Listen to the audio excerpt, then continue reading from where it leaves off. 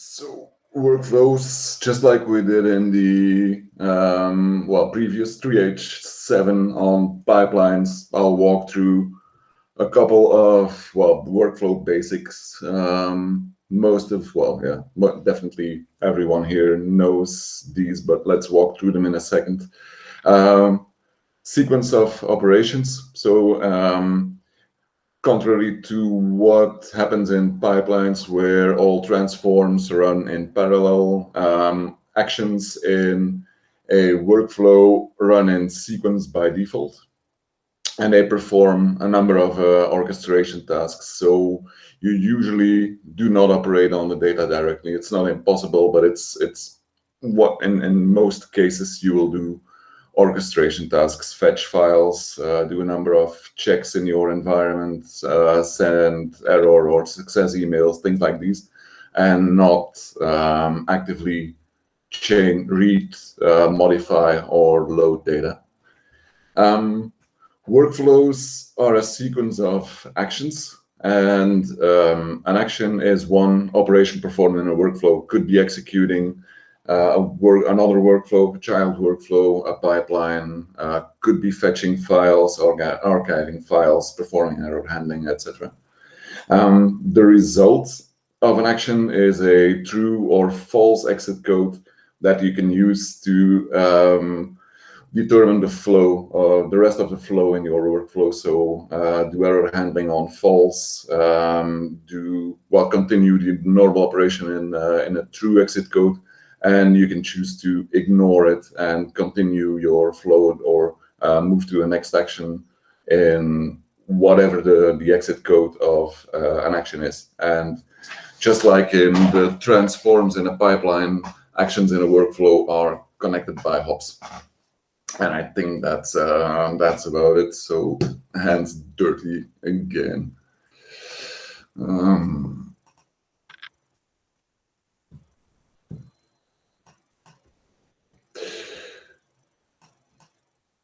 I won't go through the basics of creating a workflow. I think everyone knows how that works.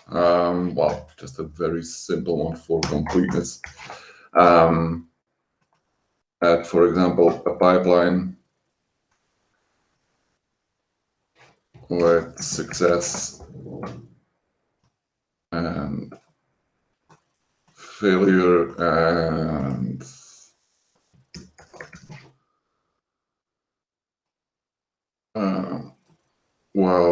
that should have been a write to log, but perform an action if an action fails. So start, which is added by default. That wasn't the case in, I think, when that was added quite a while ago already. But that's a difference compared to jobs in Kettle.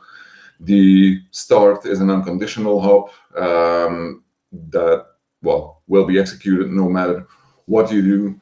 The green hop is executed on successful execution of the pipeline in this case, and the write to file in this case is your error handling hop, so is executed when your action fails. And that's it in the very basic introduction. I think everyone here knows this pretty well. I have a couple of the workflows in the integration tests that we can walk through. I'll not say this. Well, first of all, the scripting is there are a couple of actions that you can use for the scripts. There's a JavaScript, Neo4j, Cypher, Shell script, SQL, and Cassandra, CQL. All of these work in more or less the same way, in the sense that they execute a script that performs whatever you want it to do. But the script, unlike the scripts that you have in the transforms and pipelines, don't return any data. They return a result code, status code. So in this case, the shell script is executed in your project home. Or if the working directory is project home, the script that is executed is an external or references an external shell script. You can also insert a script in the script tab here. And well, this will execute your shell script, return an exit code, and based on that exit code, your normal workflow execution will continue. And obviously, well, echoing two lines will result in success.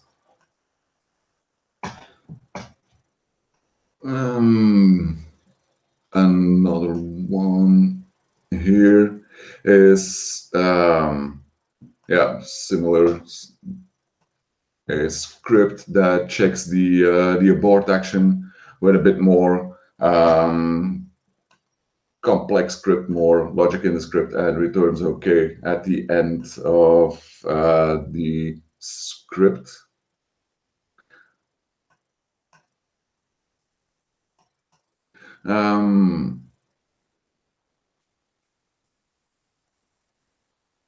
One of the things you can do in workflows, and that started in the later versions of Pentaho already, Kettle already, I think in 7, maybe 6.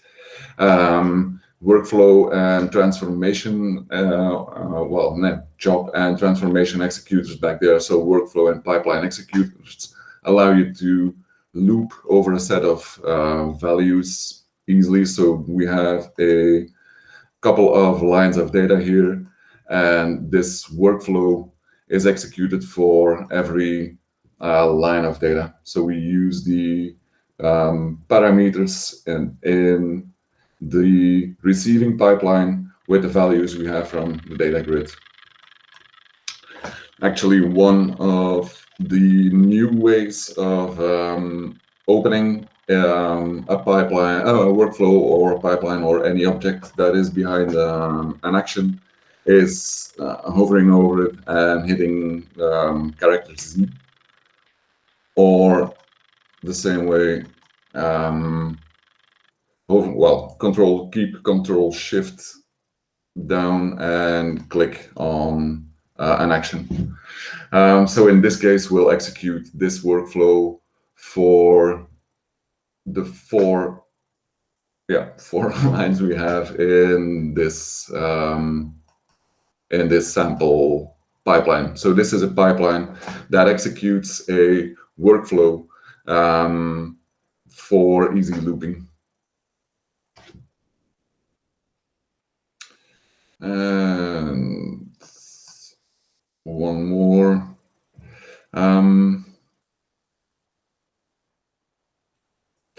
This gets the workflows, the main workflows from the project home, from the project directory. So this is a one of the integration tests, just like the other examples that I walked through.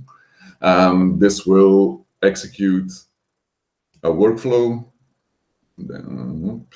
This will execute this workflow, and if there is an error, it will abort.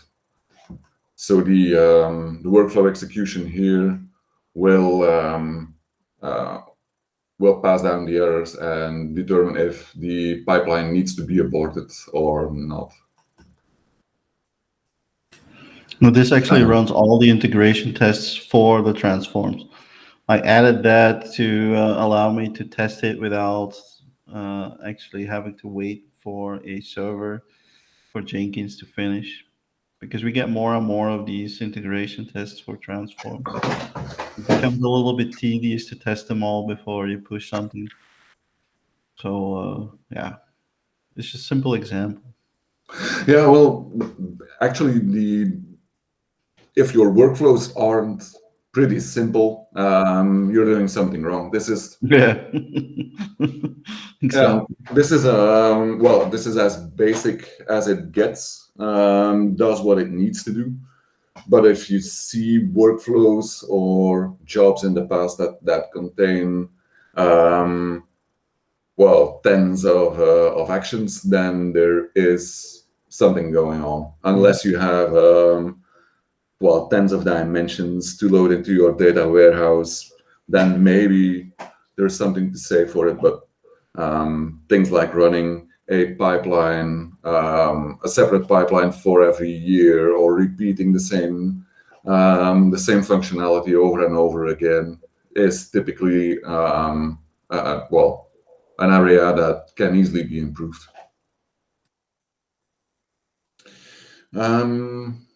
And I think that's more, well, yeah, more or less it. I think most for the examples. Everyone here knows this stuff. A new action that is pretty interesting is repeat. Yeah, repeat. There's also an end repeat action that just if this appears in your workflow, then the repeat loop stops. Repeat that is the repeat loop that is triggered by the repeat action. The repeat here runs a file, so a pipeline or a workflow with a given run configuration and stops. Well, I was about to say by default. It's not necessarily by default, but the most typical situation, I guess, is that it stops repeating when a given variable, so end repeat in this case, is set. And in the example I have here, this sets a test var with a value of 1, an empty end repeat variable, and the test var, well, pipeline basically gets that variable, adds 1, logs it, sets the variable with the new value, so increased by 1, and if that value reaches 10 or well, it reaches 10, then it stops. So reaches 11, it's bigger than big. Well, then it sets the end repeat variable, and in the workflow we check if that variable is set, and then the loop stops.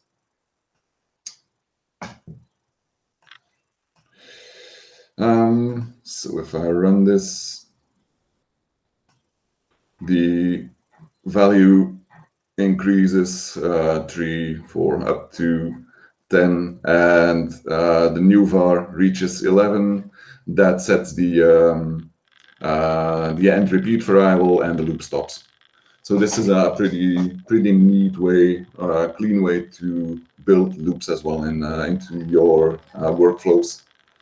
And another useful addition is if you click anywhere in a workflow or a pipeline in the canvas, you have the option here, copy as pipeline action. And what this does is it creates a configured action for this pipeline that you can paste into a workflow. So in this case, that pipeline repeats, well, there's already an action with a name repeat, so it's repeat 2 here. But this pipeline action is filled in with the pipeline of, well, yeah, with the file name of the pipeline that we copied it from, and takes the run configuration. I think that's the default one. Um, and I think this is more or less what I wanted to show. Went through it pretty quickly because the basics are known for everyone here. So, anything else that I forgot to mention that we can still have a look at? Remote execution, maybe.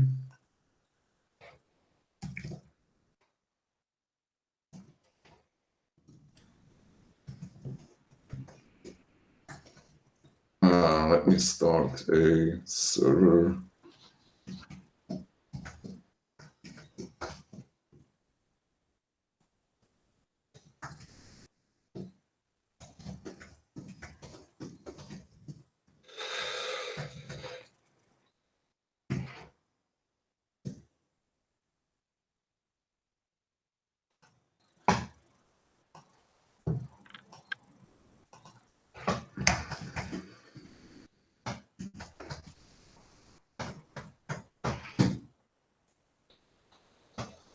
Um, 81.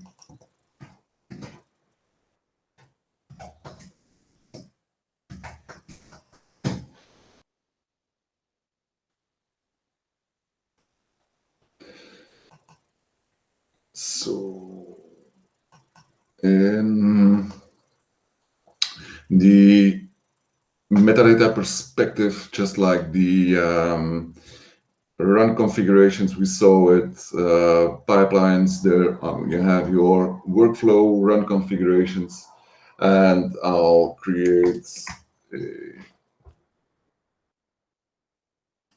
A remote, maybe. yeah, been a long day and getting I pretty. hear you. So remote, I'll set up my server in a cell. I'll do that now.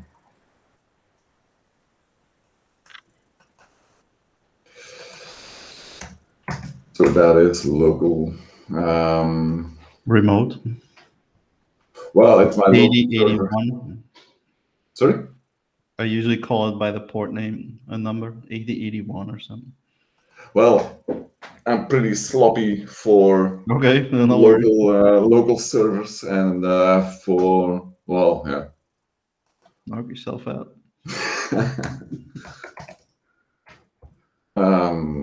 80, 81.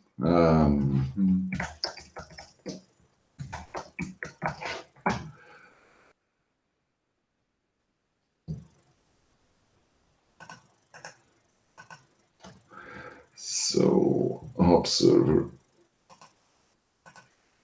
Yeah, I need to close it. Yeah.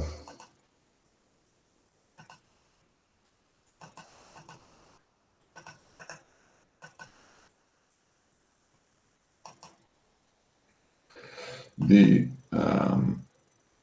run configuration is local, and that's about it. So we use a remote run configuration similar to what you do with pipeline run configurations. A remote workflow engine where we'll use the local runtime. So on the server will run locally. For pipelines, it gets a little more complex because you could use a hop server where you could use a Spark or a Spark or a Flink run configuration. In this case, you will have a remote workflow, remote run configuration with a local run config on the server. I don't think it makes. It gets even more complicated because you can see like a variable to the right of the run configuration.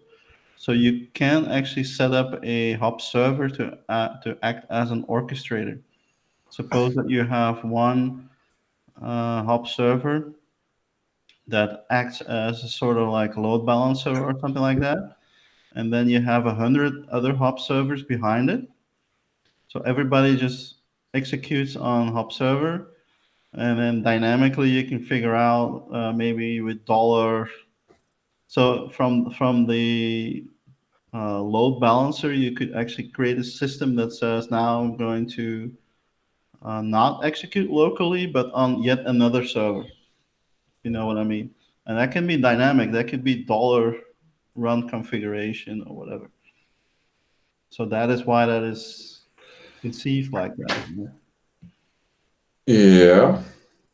You would have to do a little bit of extra work, like poll maybe these 100 servers, keep track of which is the busiest one, or some algorithm.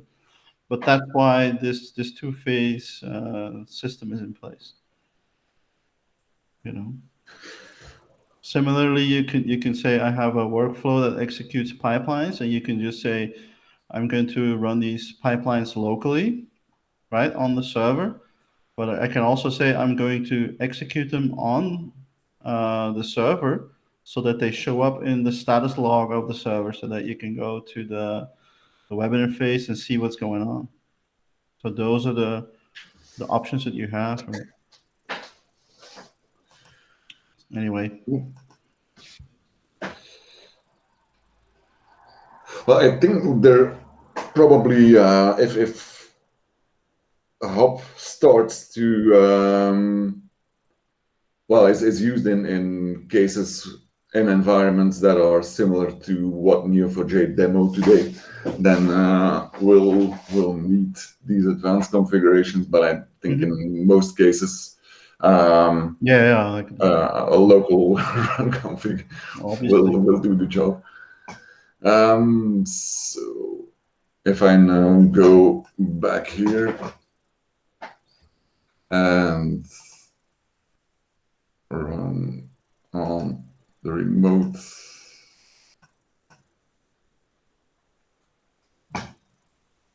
and actually You would probably need to also like export. Oh no, the files are still on your system, obviously. yeah, it's Yeah. it's a safe bet at the Yeah. moment. um, That's an option is that we added as well, to export all linked resources to a zip file. Um,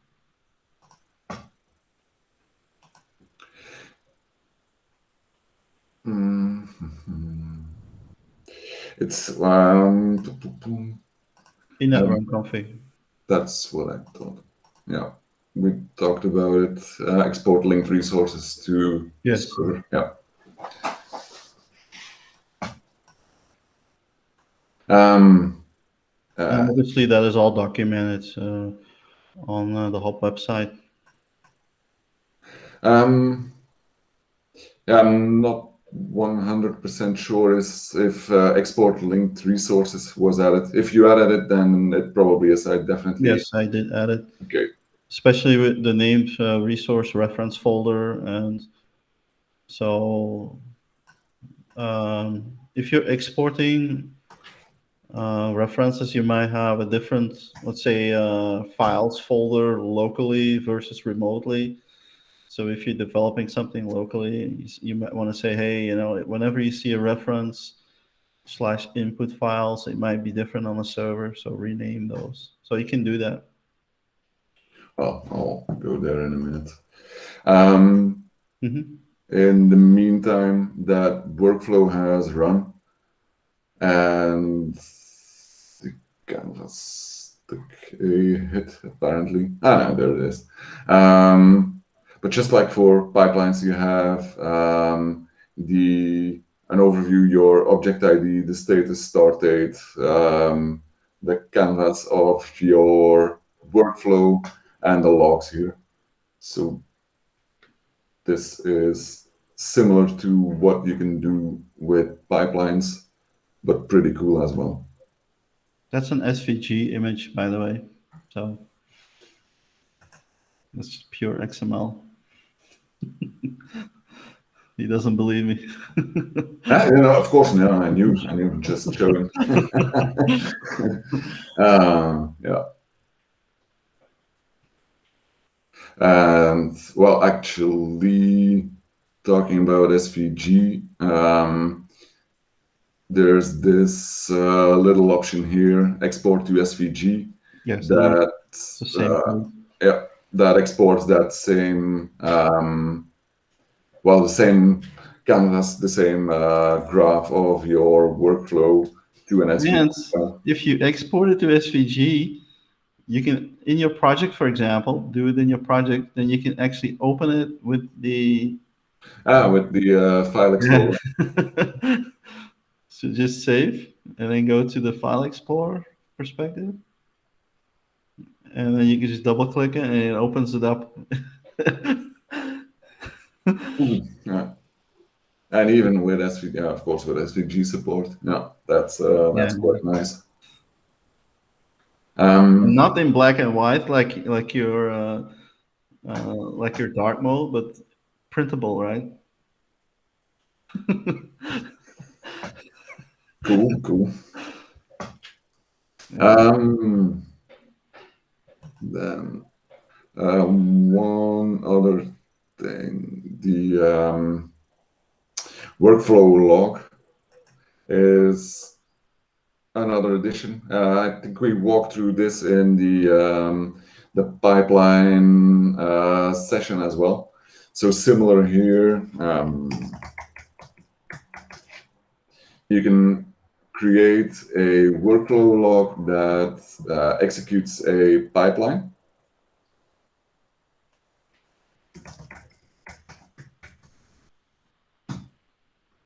And that pipeline will start with the workflow logging transform with a name that with an optional, with an option to log action results. So not just on the workflow level.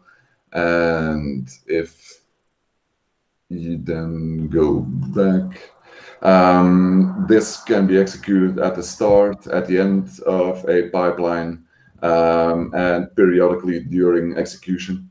So this being a pipeline, opens up all of the possibilities, all of the functionality that you have in a pipeline to do whatever you want with the workflow logging. So send it to a database table, to a Kafka topic. You could send it to Neo4j, for example, as well, to Cassandra.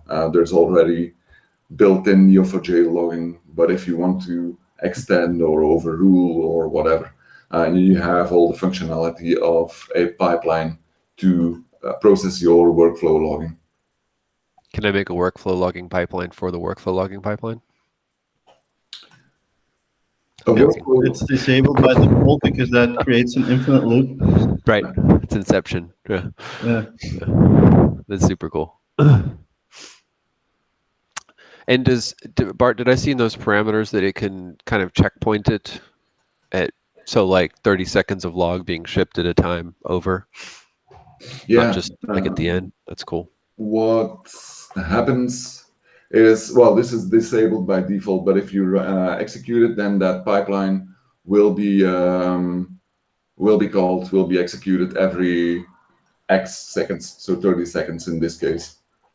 Okay. So like if I wanted to write the log to a bucket, would it keep overwriting the same file, or would it give me chunks of the log? If you mouse over the transform bar in the workflow log pipeline, I just hit space. Just show the output fields of the workflow logging transform, please. Yeah. Yeah, just hit space over it. Yeah.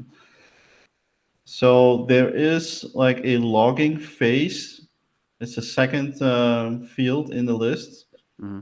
And logging phase, I think, yeah, it's documented. It's start, end, and periodic or something like that. That's how you can differentiate between the state of that. So then you can still determine I want to overwrite my file. Obviously, just choose the file name with the workflow name. If you want to have all the different states stored separately, you can do that as well. Yeah, you have a lot of information about the actions, their state. So you can go as detailed as you want. You also have the log channel IDs, with which you can actually build the whole execution lineage graph. Basically, that's how the Neo4j integration works. But you could do that with any other graph database or any relational database. All right, so you have the full execution lineage, yeah, all the way. Mm. It's, Okay, and that's what we're looking at with like action name. That's going to give like the step name of what's producing the yeah, log output. yeah, Yeah. Neat. yeah, and the result, true or false. You have the Mm. text itself. So for that specific action, for example, a pipeline. So it goes. It's pretty detailed, right? Yeah, it's very granular. It's cool. Yeah, you have more information than we used to have in Kettle. But yeah, I think it's good to have that flexibility. Then you can write to Amazon, to Azure, Blob, to what else we have, Google Storage. Maybe in time we can have a stack driver output, or Splunk, right? Splunk output, stuff like Yeah. that. Yeah. Yeah. Yeah, I think at the moment the flexibility is most important, and if the need arises to build more tailored logging targets, then I guess we can do that. But at the moment, the flexibility is key. And what you typically had in the Pentaho database logging is that not that many projects had it enabled. And if it was enabled, it was pretty much impossible to query it. On the individual, well, job or transformation in that terminology, there wasn't that much of a problem, but the links between the different channel IDs were just too hard, apparently. Well, apparently it was pretty tedious to write anyway, and now it's well, you can do whatever you want. It didn't work well with dynamic stuff. Sorry? Dynamic links. It didn't work well with dynamic links. No, exactly. Yeah. Um,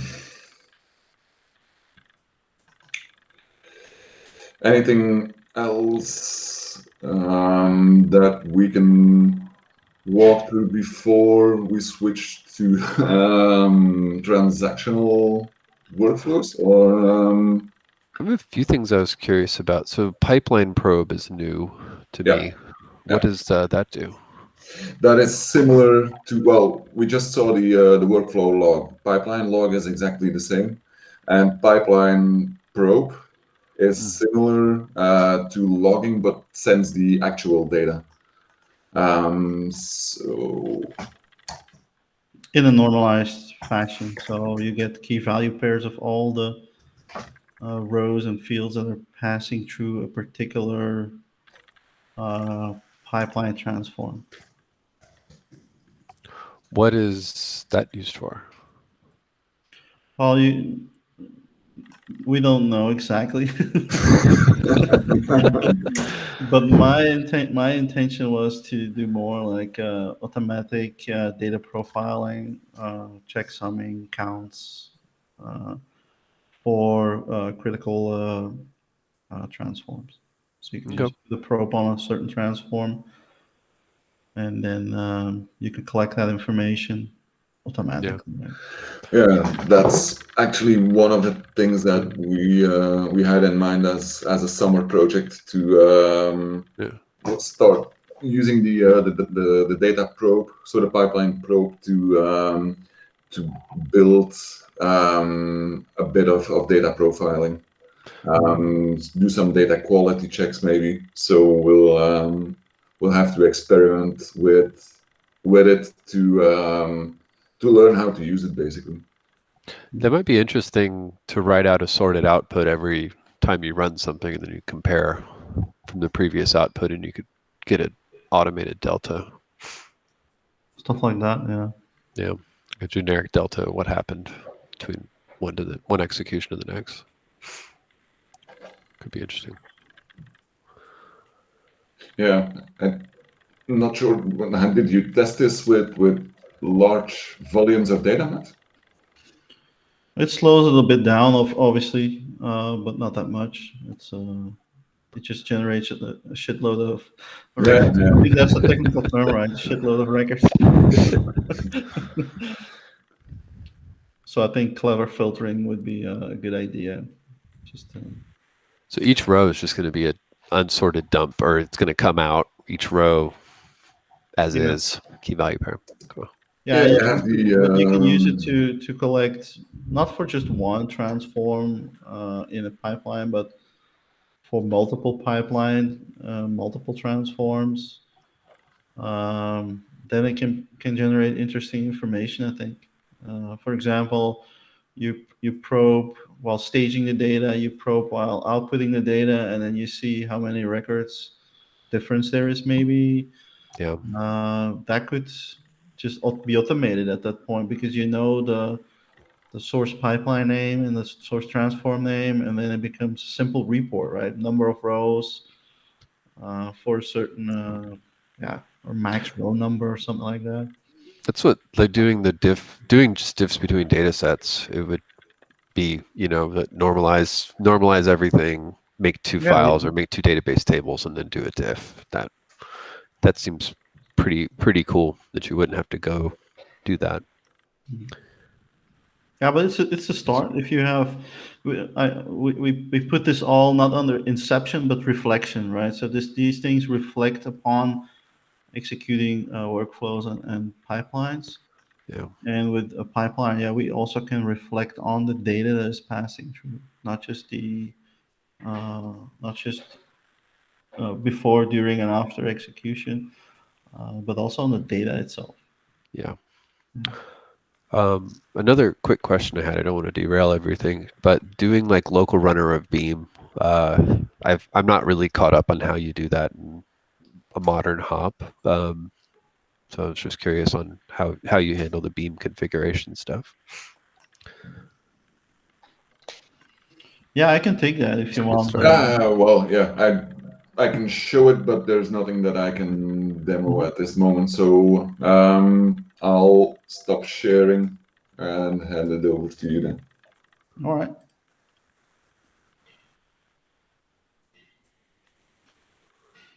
So one cool thing before I jump in there. So let me just copy a bit of text here and paste it into my workflow. Right. Hey, this works.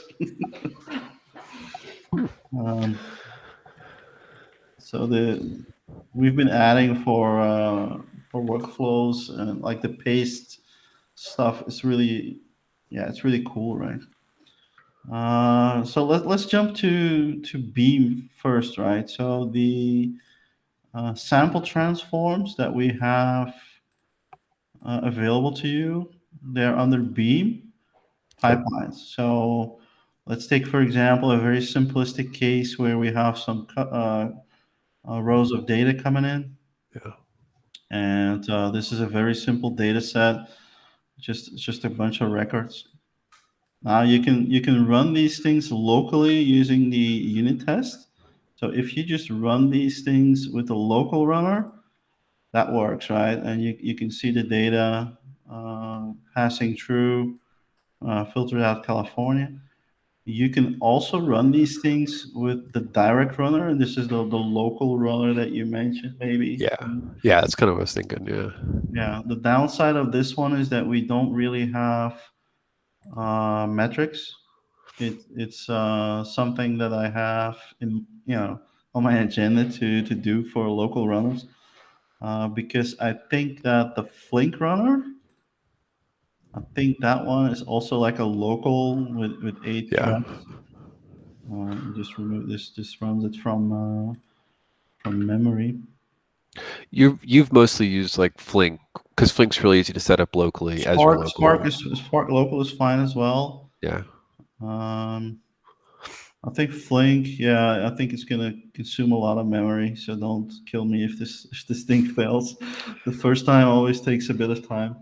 Yeah. So for example, if you have a local Spark server running, right, that works as well.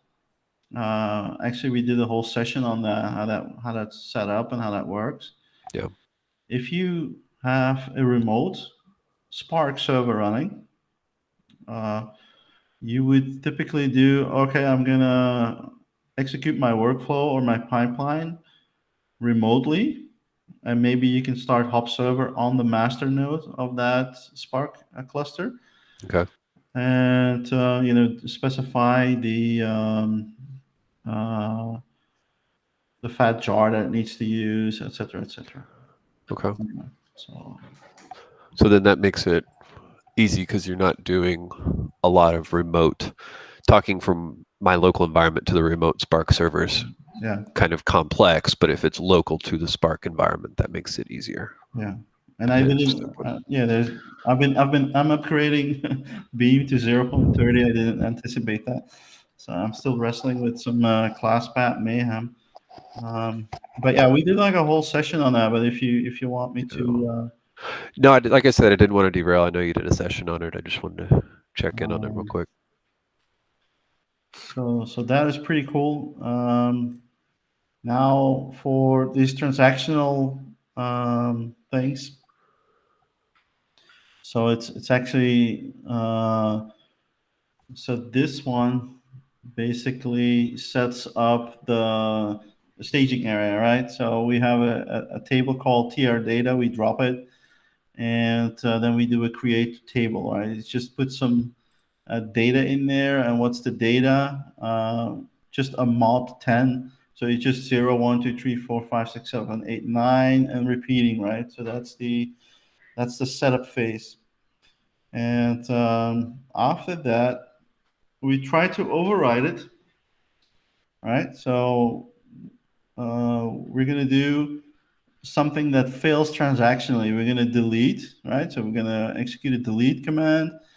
We're going to override with all sorts of random data, right? Random integers, whatever. And at the end, we're going to validate. After this abort, it needs to roll back all this work, right? Otherwise, there's something wrong with the transactional stuff. So we're going to validate that at the end, we're going to still have like the same average modulus of 4, which is what it came down to. So very simple test, but the way that it works is that we set up a transactional workflow, right? So and the only thing different for this local workflow engine is that we made this workflow transactional, and that means that it will use, instead of for every transform using a different database connection, and at the end of the life cycle of that transform you will do a commit, or at the end of an action you will do a commit and a disconnect from the server. The connection will be kept open, and there will always be one database connection used per named database, per relational database connection that you have here, right? In this case, Unitest DB. Now, I mentioned this in the documentation. This does not mean that all of a sudden you have something like two-phase commit, right? So keep these things simple to, relating to one relational database. If you're writing to Postgres and a SQL Server, you can still have the scenario that the commit works on Postgres and fails on SQL Server, or vice versa. That is still a scenario that could work. The two-phase commit would be, I'm going to ask Postgres, are you comfortable with committing? Yes. Or SQL Server, are you comfortable with committing? And if they both say yes, then we commit. But yeah, we don't do that because that's not available to us, that functionality. So you used to be able to make the transformation itself transactional, right? You had that Yeah. checkbox. And so this lets it be kind of workflow wide, job wide. Yeah, and the same is available for the pipeline, obviously. Cool. But that was easier to test than the workflow. So I set up this integration test for the workflow. Yeah. And if you set it up like this, so if you execute this as transactional, even if you have sub workflows or sub transactions, sub pipelines and sub transforms and whatnot, they all become transactional. So there's no need to check all the boxes downstream. It's automatically picked up. Um, I believe there was some weird rule in Kettle back in the days and was never clear, but this is very simple. Once you have that checkbox checked, all the children of that workflow or pipeline will pick up that work, including you know mappings and whatnot, right? Cool. So yeah. So yeah, that's pretty much what I had about workflows. In general, I think we've upgraded them a little bit.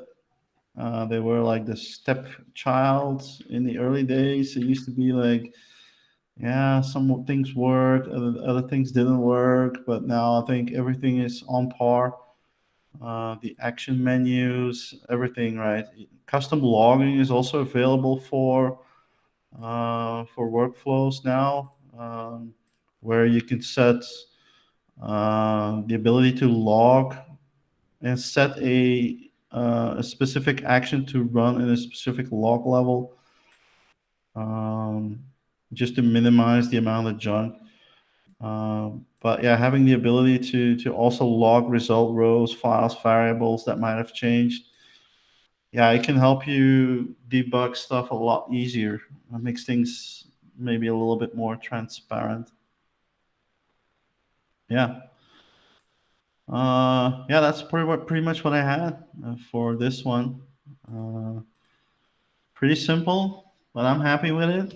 The API is a lot cleaner, at least. I think we once again removed hundreds and hundreds of lines of code for this specific feature.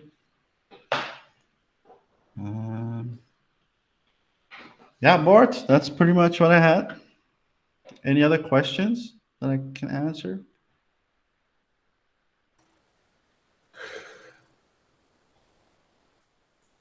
I don't think so, right? Pretty quiet. It looks good. Yeah. It's cool to see. Yeah, if maybe cool things. Let me just jump back. What I've been having a lot of fun with is testing Hopweb, which I think I just fixed a few of the last available bugs. It all works pretty cool now. So you can open the samples or even the beam samples. Uh, you can just, this is a little bit slower to render sometimes. I think it's also the Docker container, which sometimes needs to, um, yeah, catch a breath. But yeah, so showing the output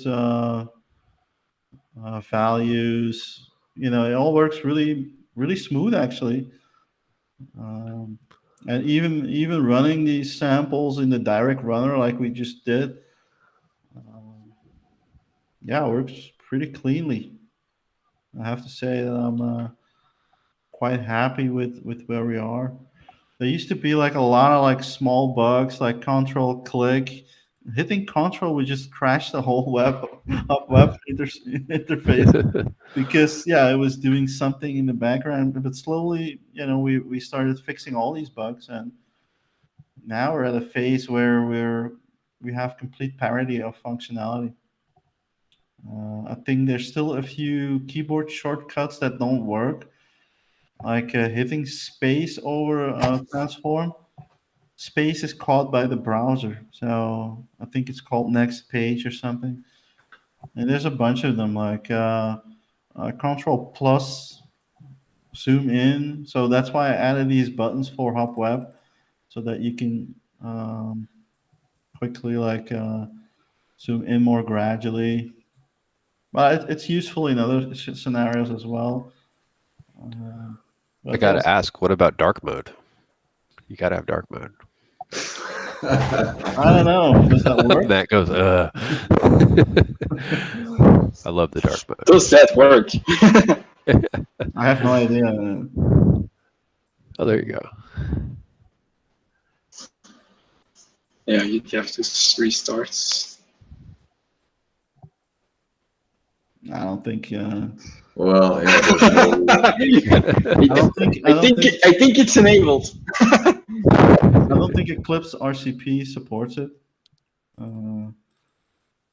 So I think everything except for the toolbars and stuff like that. So we have the same issue on Windows, by the way.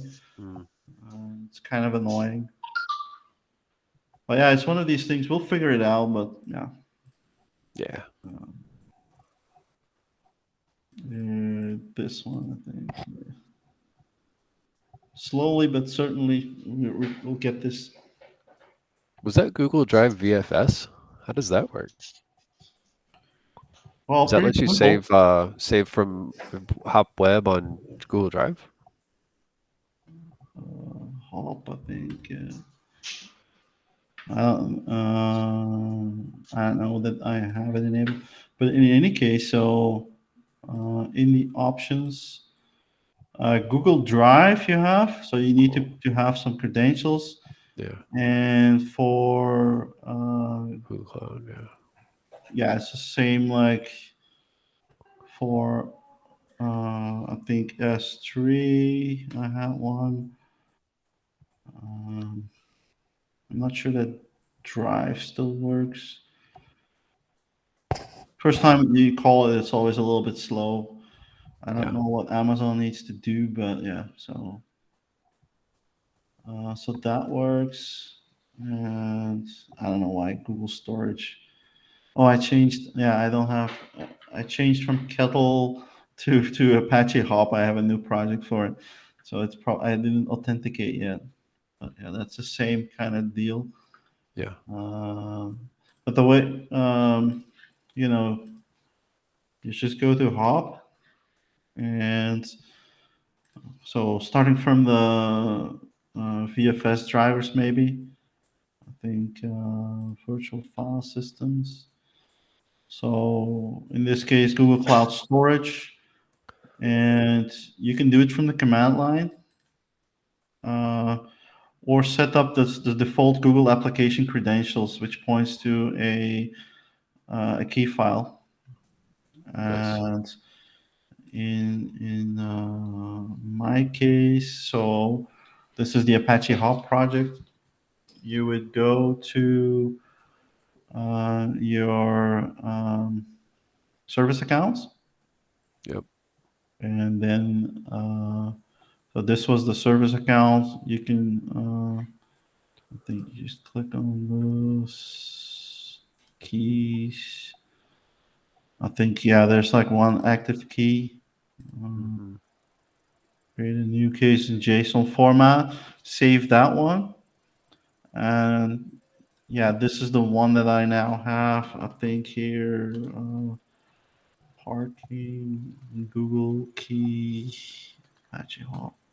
So this is the sort of stuff that you get, and then you hope that nobody copies it. Yeah, you shouldn't just took Well, Yeah. yeah, the private key. I'm cycling these keys pretty regularly for testing, so it's not that big of a deal. And I Yeah. still have like $500 of money. Credit. You still have free credit left, huh? Yeah, they gave me some free credit after a Beam Summit last year. Oh, nice. So yeah, you just have to give them a lot of. I just created one role for uh, Apache Hop testing. That's and then that role. I think the roles here. I just dumped everything I needed in there, but probably not Google Storage yet. Mhm. So Apache Hop testing. 700 assigned. BigQuery I was testing. Bigtable I was testing. That's expensive though. Don't leave that running for too long. This is all data flow computing, and it's just easier to just drop it all in there and then figure out later how to trim it down. I mean, they just went overboard, right, Google? Yeah. I suppose I shouldn't say too much negative things. It's pretty cool Whoa. that you can do that. Yeah. Since they're now a major investor in Neo4j, I have to, be polite. But yeah, give Hop Web a try. Yeah. I That's pretty think cool. if you see any bugs or things that look a little bit weird or whatever, just let us know and we'll fix it. Yeah, another cool thing we could look into is set up UI testing with Selenium or Yeah. whatever. Now that Hop Web is getting there. Yeah. And the cool thing is every time that we have features, they get added.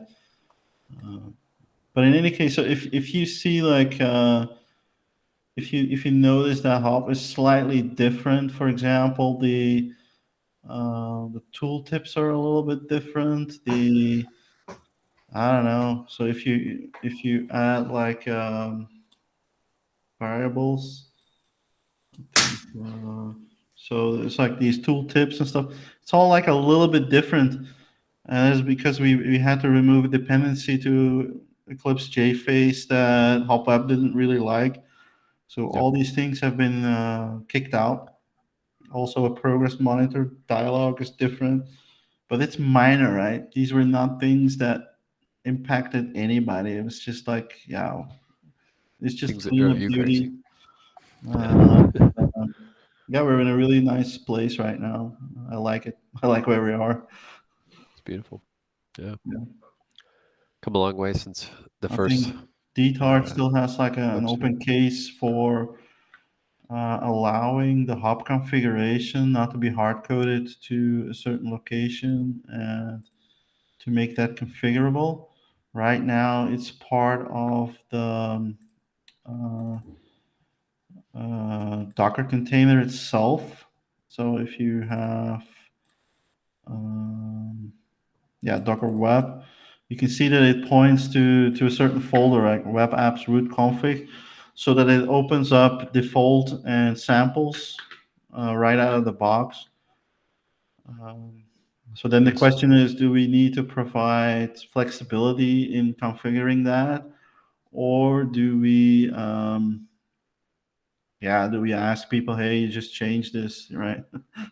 Write your own Docker container, because it's not really all that much, right? There's only like a few lines of of, of code in It it, doesn't seem right? that bad.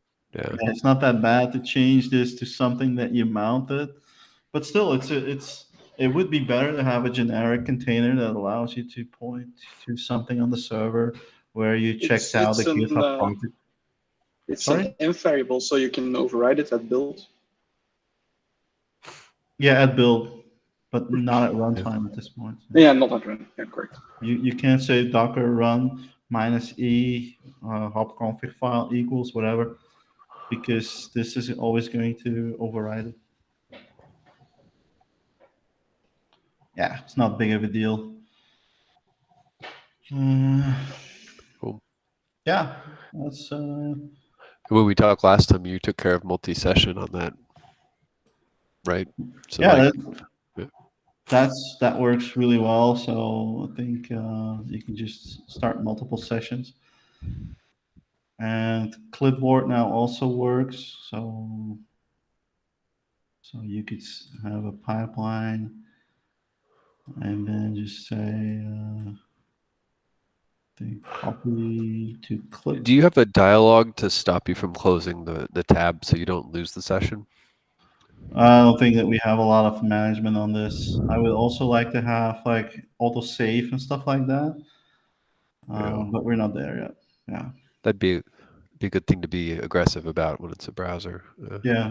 So like that's what I was testing today. It's like okay, so if you wait for a bit, you have a timeout, and then you refresh, and then yeah, it kind of like you still have a recent log, but it's a little bit unreliable. It seems in help web. I don't know why. I don't know where that auditing information is written to or gotten from.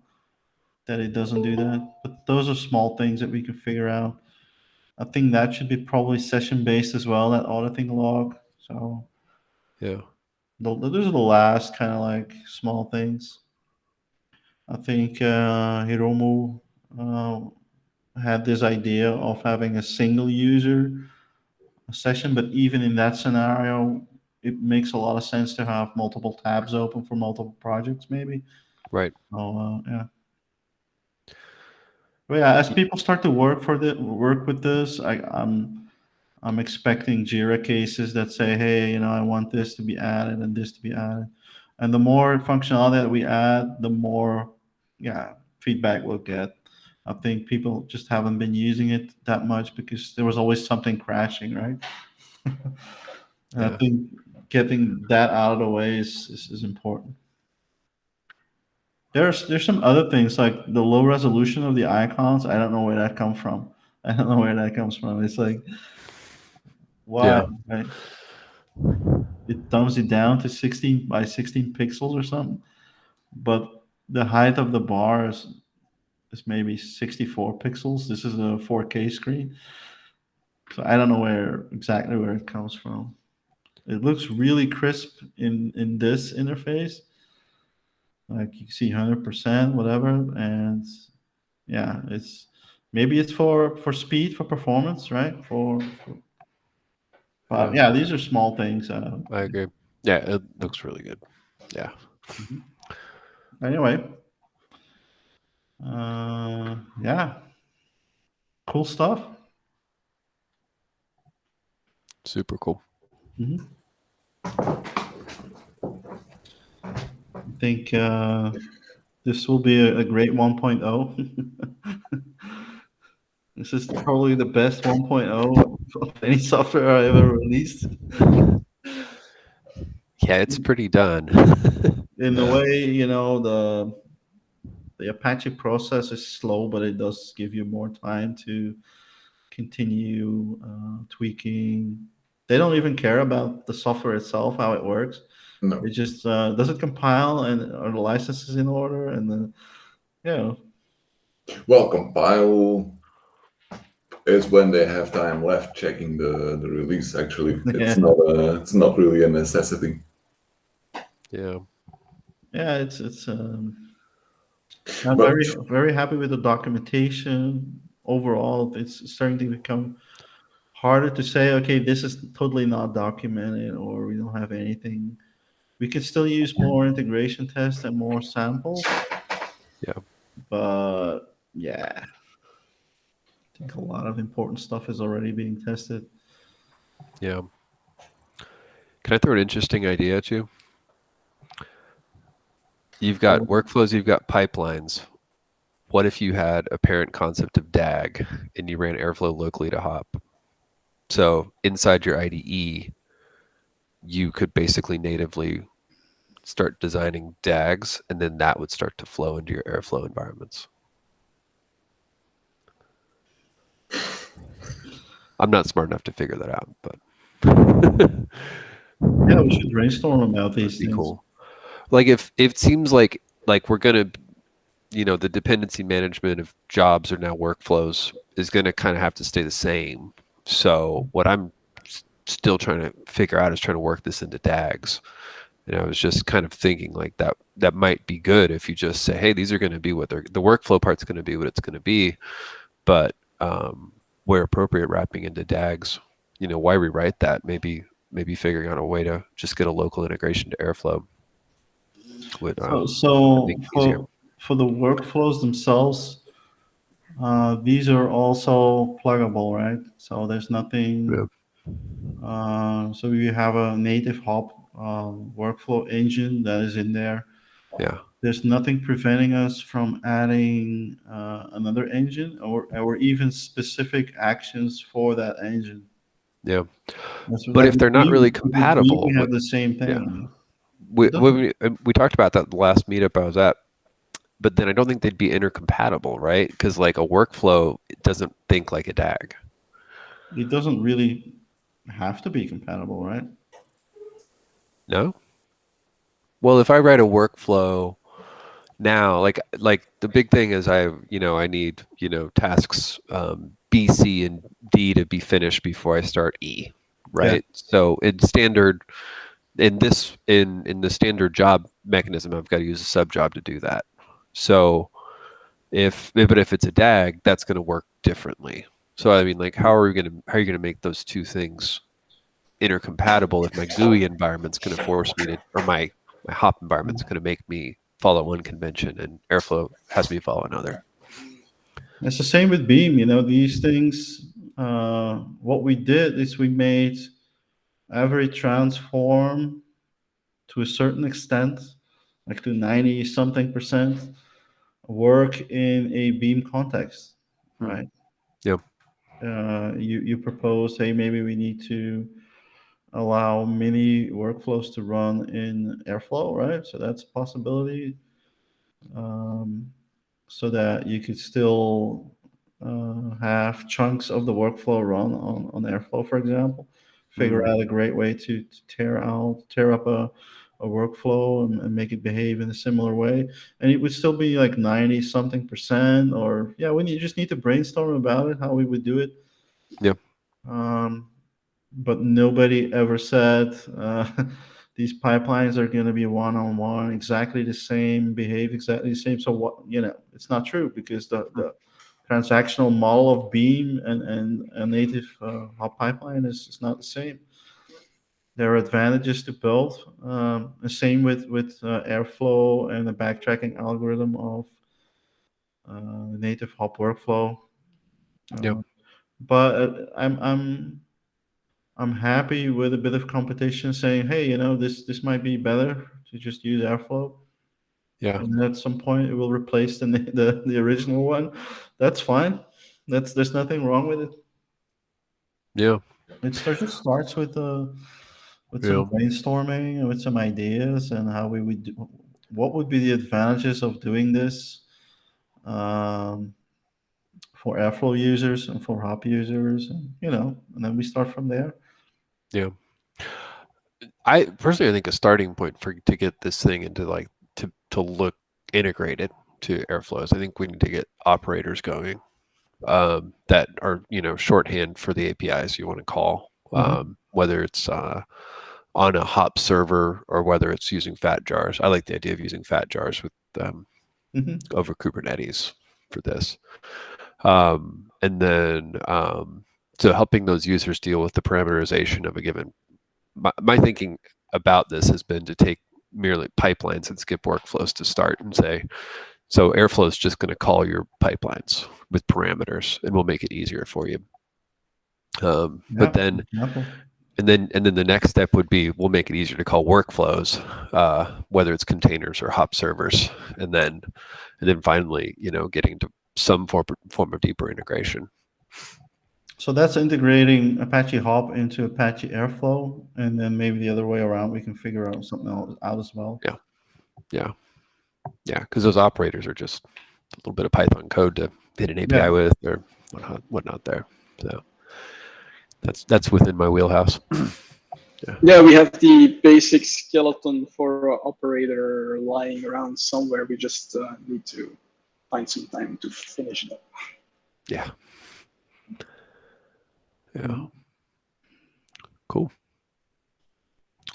Yeah, in a couple of weeks, in honor of our friends at Neo4j, we wanted to do a session on Neo4j graphs. If that is something that you find interesting, go through the execution lineage that we build up, a basic introduction to Neo4j graphs, and see if there are any takers for that. Then we have another video on YouTube. I'll see if I can find a colleague that wants to help out with presenting. Otherwise, I'll do it myself. It should be a lot of fun.